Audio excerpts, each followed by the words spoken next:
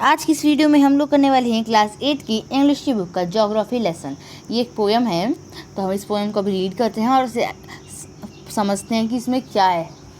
तो let's start it. When the jet sprang into the sky, it was clear why the city had developed the way it had, seeing its scale 6 inches to the mile.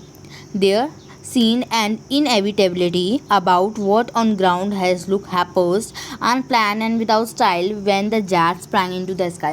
इस पैरे का मतलब है, sentence मतलब है कि जो हमें दिया गया इसमें जब जेट होता है वो प्लेन जब स्पैंग मतलब उड़ान लेता है, टेक ऑफ करता है आसमान में, तो जो पोएट होता है उसे वो क्लियर हो जाता है। वो देखता है वहाँ से जो इतनी बड़ी सिटी है, इतना बड़ा सिटी का जो मील है, इतना बड़ा जो एरिया है वो 6 इंचेस छोटा सा हो जाता है। और इनएविटेबिलिटी का मतलब होता है that can not be avoid, मतलब जिसे हम अवॉइड नहीं कर सकते, वो मुमकिन है। कि जब ऊपर से वो देखते हैं कि जो इतना बड़ा एरिया होता है वो इतना छोटा सा होता है, उसे अवॉइड वो नहीं कर सकते। और जब हम वो चीज़ ग्राउंड से देखते हैं, वो जब हम ज़मीन से देखते हैं उसी एरिया को, तो वो मतलब एकदम बड़ा बड़ा सा होता है। हैपर्स मतलब होता है विदाउट प्लान और ऑर्डर, मतलब हमें लगता है कि ना इसे कोई ढंग से प्लान किया गया है और ना ही ये कोई ऑर्डर में है, मतलब ये अनप्लान्ड है, ऐसे ही बना दिया है और कोई भी स्टाइल नहीं है। तो जब पोएट ऊपर जाते हैं तो वो देखते हैं कि इसे कैसे बनाया गया। जेट से जब वो आसमान में जाते हैं देखते हैं कि ये एक अच्छी तरीके से बनाया गया, तब हमें वो जो नीचे हम समझ में नहीं आता ग्राउंड से कि ऐसे बना दिया, हम ऐसे बोलते हैं। जब स्काई में आसमान में जाके देखते हैं तो हमें क्लियर होता है कि कैसे किया है। तो हम अब नेक्स्ट अपना पढ़ते हैं, इसमें दिया है हमें, तो अब हम इसमें पढ़ेंगे। When the jet reached 10,000 feet, it was clear why the city had countries had cities where the rivers run and why the valleys are populated. The logic of geography that land and water attraction was clearly delineated when the jet reached 10,000 feet. अब इस sentence में, इस paragraph में हमें बताया गया है कि जो जेट है वो 10,000 की फीट पे जब पहुंच जाता है ऊपर, तो वो जो पोएट होते हैं उन्हें क्लियर हो जाता है कि जो कंट्री है उनमें जो सिटीज़ हैं वो रिवर्स के पास क्यों बसी हैं, वो रिवर्स के पास क्यों हैं। क्योंकि जो वैलीज़ और पॉपुलेटेड, जो वैलीज़ है वो इतनी पॉपुलेटेड क्यों हैं, ये क्योंकि एक इसमें फिर आगे पढ़ते हैं जो लॉजिक ऑफ ज्योग्राफी, एक ज्योग्राफी का एक लॉजिक है।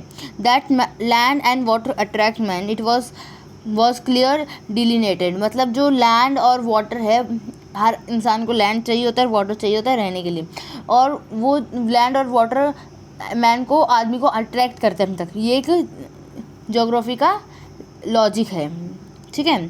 और वो क्लियरली डिलिनेटेड है When the jet reached 10,000 feet, फिर वो जो पोएट होते हैं वो उन्हें एकदम अच्छे से समझ में आ जाता है कि ऐसा क्यों है। जब वो 10,000 की फीट पे पहुंचते हैं तब उन्हें समझ में आ जाता है ऊपर जाने के बाद कि जो ह्यूमंस और इतने सब लोग इतनी वैलीज़ के पास, रिवर्स के पास इतनी पॉपुलेशन क्यों है, क्योंकि वहाँ पे मैंस को लैंड मिलता है, वाटर मिलता है, इसलिए वहाँ पे इतनी सारी पॉपुलेशन होती है।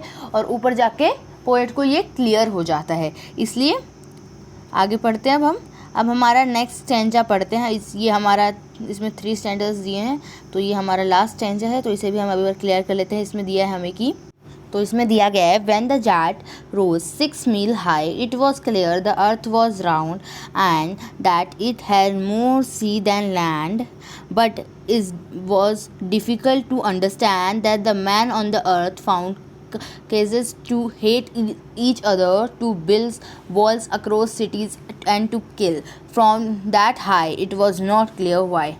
अब जो जेट होता है वो 6 मीलों की हाई पे चला जाता है और वहाँ से जो पोएट देखते हैं कि जो अर्थ है, जो हमारी पृथ्वी है, वो गोल है, राउंड गोल है और एक ही है, ओनली सिंगल पीस है वो।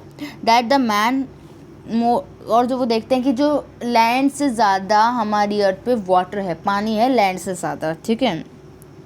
और वो अब एक चीज़ डिफ़िकल्ट हो जाती है उनके लिए समझना कि जो मैन है, जो अर्थ के ऊपर जो इंसान रहते हैं, वो कुछ ना कुछ कारण ढूंढते रहते हैं एक दूसरे से लड़ाई करने का और एक दूसरे को नफ़रत करने का, एक दूसरे से और बॉर्डर्स बना देने का कंट्रीज़ के, ये कंट्री है, दूसरी ये कंट्री है, एक ये कंट्री है, और एक दूसरे को मारने का।